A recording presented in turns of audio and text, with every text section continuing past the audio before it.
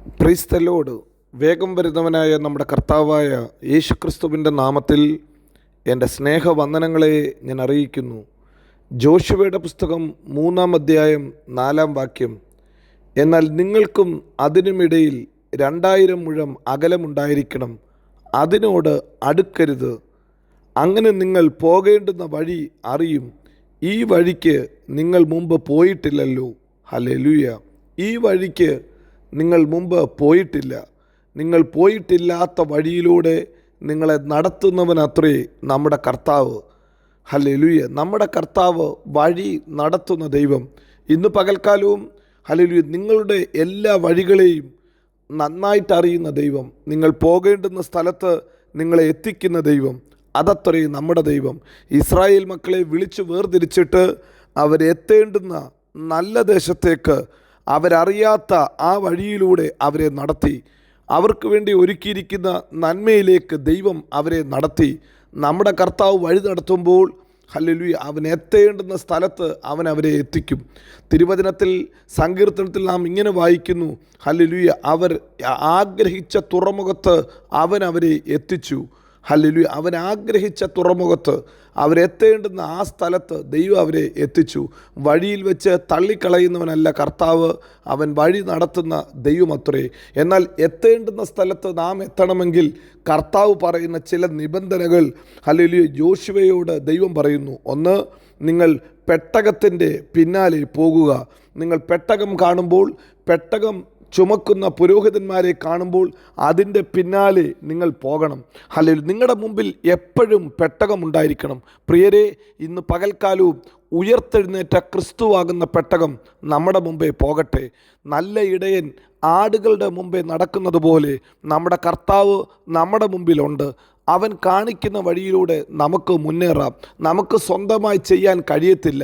കർത്താവേ, എനിക്ക് നിൻ്റെ സാന്നിധ്യം വേണം, നിൻ്റെ സാന്നിധ്യം കൂടാതെ എന്നെ അയക്കരുതെന്ന് മോശ പറഞ്ഞതുപോലെ തന്നെ നമുക്കും പറയാം. കർത്താവേ, എൻ്റെ മുമ്പിൽ തകർക്കുന്ന രാജരാജനായി അങ്ങ് കടന്നു പോകണം. അങ്ങ് മുമ്പിലുണ്ടോ? ഞങ്ങളുടെ വഴികളെ അങ്ങ് തുറന്നു തരും. ഞങ്ങൾക്കറിയത്തില്ല കർത്താവേ. എത്ര പേര് പ്രാർത്ഥിക്കും? ഇന്ന് പകൽക്കാലവും നാം ഒന്ന് പറയുമോ, കർത്താവേ, ഈ 2025 ഓരോ ദിവസവും അങ്ങയുടെ സാന്നിധ്യം ഞങ്ങളുടെ മുമ്പേ വേണം. അങ്ങ് ഹല്ലേലൂയ ഞങ്ങളുടെ മുമ്പേ ഉണ്ടോ? നിശ്ചയമായി ഹല്ലേലൂയ ഞങ്ങൾക്ക് വഴി തെറ്റത്തില്ല. ഞങ്ങൾ പോകേണ്ടുന്ന സ്ഥലത്ത്, ഞങ്ങൾ എത്തേണ്ടുന്ന സ്ഥലത്ത് ഞങ്ങൾ എത്തും. സങ്കീർത്തനക്കാരൻ അതുകൊണ്ട് ഇങ്ങനെ പ്രാർത്ഥിക്കുന്നു, കർത്താവേ, നീ ദൃഷ്ടി വെച്ച് ഞങ്ങൾക്ക് ആലോചന പറഞ്ഞു തരണം. ഞങ്ങൾ പോകേണ്ടുന്ന വഴി നീ ഞങ്ങൾക്ക് കാണിച്ചു തരണം. അവൻ ദൃഷ്ടി വെച്ച് ആലോചന പറഞ്ഞു തരും. പകൽ മേഘസ്തംഭവും രാത്രിയിൽ അഗ്നിത്തൂണുമായി അവൻ്റെ സാന്നിധ്യം കൂടെ ഉണ്ടായിരിക്കും. ഇന്ന് പകൽക്കാലവും കർത്താവിൻ്റെ മുഖത്തേക്കാണോ നിങ്ങൾ നോക്കുന്നത്? നിങ്ങളുടെ ഓരോ വഴികളിലും നിങ്ങളുടെ സ്വന്തം കഴിവിലല്ല, നിങ്ങളുടെ സ്വന്തം ബലത്തിലല്ല, കർത്താവിൽ ആശ്രയിക്കുമ്പോൾ നിങ്ങൾ ഒരു നാളും കുലുങ്ങിപ്പോകത്തില്ല. കർത്താവ് മുമ്പിലുണ്ടോ? ഹല്ലേലൂയ. സങ്കീർത്തനക്കാരൻ പറയുന്നു, ഞാൻ യഹോവയെ എപ്പോഴും എൻ്റെ മുമ്പിൽ വെച്ചിരിക്കുന്നു. എൻ്റെ കർത്താവിനെ എപ്പോഴും എൻ്റെ മുമ്പിലാണ് വെച്ചിരിക്കുന്നത്. അതുകൊണ്ട് ഞാൻ ഒരു നാളും കുലുങ്ങിപ്പോകത്തില്ല. മുമ്പിൽ കർത്താവുണ്ടോ? പ്രിയരെ, വഴി തെറ്റത്തില്ല. എത്തേണ്ടുന്ന സ്ഥലത്ത് അവൻ എത്തിക്കും. അവനറിയാം വഴിയിൽ നിങ്ങളുടെ പ്രതിസന്ധികൾ, നിങ്ങളുടെ ആവശ്യങ്ങൾ, നിങ്ങളുടെ വഴിയിലുള്ള നിങ്ങളുടെ എല്ലാ കാര്യത്തെയും അവന് നന്നായിട്ടറിയാം. മുമ്പിൽ കർത്താവ് ഉണ്ടായിരിക്കട്ടെ. ഒന്നാമത്തെ കാര്യം, ഹല്ലേലൂയ, നിങ്ങൾക്ക് എത്തേണ്ടുന്ന സ്ഥലത്ത് എത്തണമെങ്കിൽ നിങ്ങളുടെ മുമ്പിൽ കർത്താവ് വേണം. 2, കർത്താവ് മുമ്പിലുണ്ടോ? നിങ്ങളുടെ നടപ്പ് വേർപാടോട് വിശുദ്ധിയോടുകൂടി ആയിരിക്കണം. ദൈവം പറയുന്നു, ഹല്ലേലൂയ, നിങ്ങൾ പെട്ടകത്തോട് അടുക്കരുത്. നിങ്ങൾക്കും പെട്ടകത്തിനുമിടയിൽ 2000 മുഴമുണ്ടായിരിക്കണം. ഒരു ഗ്യാപ്പ്, ഒരു അകലം ദൈവം പറയുന്നു. അർത്ഥം, ഇത് വിശുദ്ധിയെ കാണിക്കുന്നത്, വേർപാടിനെയാണ് കാണിക്കുന്നത്. നിങ്ങൾക്കൊരു വേർപാട് വേണം. ഹല്ലേലൂയ. ദൈവത്തിൻ്റെ പെട്ടകത്തെ കയറി പിടിച്ച ഉസിയാവിൻ്റെ ചരിത്രം നമുക്കറിയാം. ഇസ്രായേൽ മക്കളോട് പറയുന്നു, നിങ്ങൾ ഈ പെട്ടകത്തെ നോക്കരുത്. പെട്ടകവും നിങ്ങളും തമ്മിൽ ഒരകലമുണ്ടായിരിക്കണം. ജീവിതത്തിൽ അകലം പാലിക്കേണ്ട അനേക കാര്യങ്ങളുണ്ട്. കർത്താവ് പറയുന്നു, ചിലതിൽ നിന്ന് നിങ്ങൾ അകന്നു നിൽക്കണം.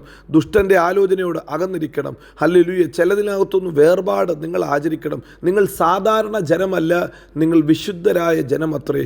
കാരണം നിങ്ങളുടെ ദൈവം വിശുദ്ധിയുടെ ദൈവമത്രേ. ഐ ആം ഹോളി, നിങ്ങളും so you are also holy എന്ന് പറഞ്ഞ ദൈവം പറയുന്നു, ഞാൻ വിശുദ്ധനായിരിക്കുന്നത് പോലെ നിങ്ങളും വിശുദ്ധരായിരിപ്പീൻ.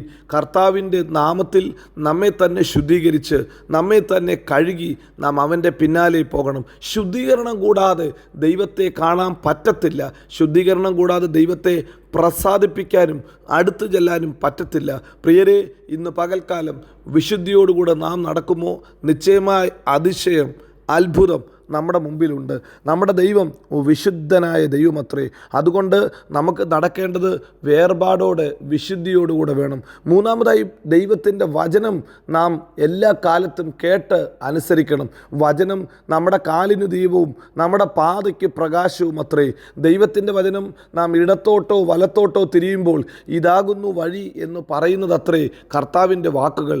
ഇന്ന് പകൽക്കാലം ആ വാക്ക് കേട്ട് നമുക്ക് അവനെ അനുഗമിക്കാം. നമ്മുടെ കർത്താവ് നമ്മെ നേരോടെ നടത്തുന്ന ദൈവമാ. നേരോടെ നടക്കുന്നവർക്ക് ഒരു നന്മയും മുടക്കാത്ത ദൈവമാ.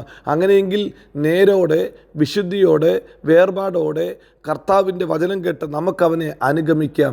ഹല്ലേലൂയ. നിങ്ങൾ പോകേണ്ടുന്ന വഴി അങ്ങനെ നിങ്ങൾ അറിയും. ഈ വഴിക്ക് നിങ്ങൾ പോയിട്ടില്ല. നിങ്ങൾ മുമ്പ് പോയിട്ടില്ലാത്ത വഴിയിലൂടെ ജയത്തോടെ നടത്താൻ നമ്മുടെ കർത്താവ് ഇന്നും വിശുദ്ധനത്രേ, വിശ്വസ്തനത്രേ, മാറാത്തവനത്രേ, ശക്തിയുള്ള ദൈവമത്രേ. ആ ദൈവത്തെ നമുക്ക് ആരാധിക്കാം, മഹത്വപ്പെടുത്താം. അവൻ നമ്മെ എല്ലായിടത്തും എല്ലായ്പ്പോഴും ഹല്ലേലൂയ ജയത്തോടെ നടത്തും. ആമീൻ, ആമീൻ, ആമീൻ.